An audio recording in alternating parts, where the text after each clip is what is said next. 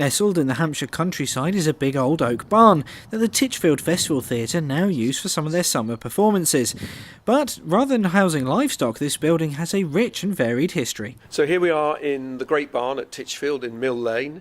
It's the third largest medieval barn in Europe. It's a glorious building built of oak. It's almost likened to a cathedral in oak. And it was built for the Agincourt campaign of Henry V. And this was one of the great victualling stations for his campaign. We have a fully formed theatre here. We have 175 seat rate seating with all the lights and sound that you would find in a normal theatre, but in a place older than the globe, which is why we do our Shakespeares here. The theatre has a long love affair with the works of William Shakespeare, and it turns out that the group has a much closer connection to the bard than simply performing his plays. Shakespeare, we believe, was here working, loving in Titchfield. We believe he was working in the little schoolhouse down at the bottom of the lane here. And we believe he also had a homoerotic relationship with the 3rd Earl of Southampton, who was his great patron, gave him £1,000 to build the Globe in London, join the Chamberlain's men, and buy the works of Kidd, and really spiralled him into stardom.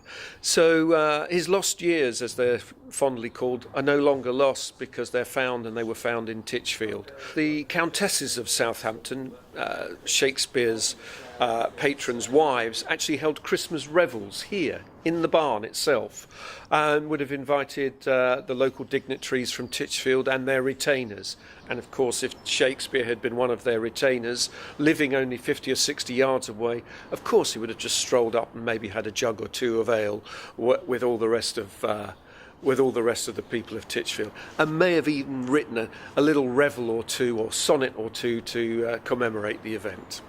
Every year we hold our annual Shakespeare at the Great Barn, and this year we have 4 Shakespeare plays, a bit of a Roman theme to it. We have Julius Caesar, then we have Antony and Cleopatra, Titus Andronicus, and then Much Ado About Nothing, the well-loved comedy. Oh, and that's not forgetting Comedy of Errors by our youth theatre. We're absolutely steeped in Shakespeare here.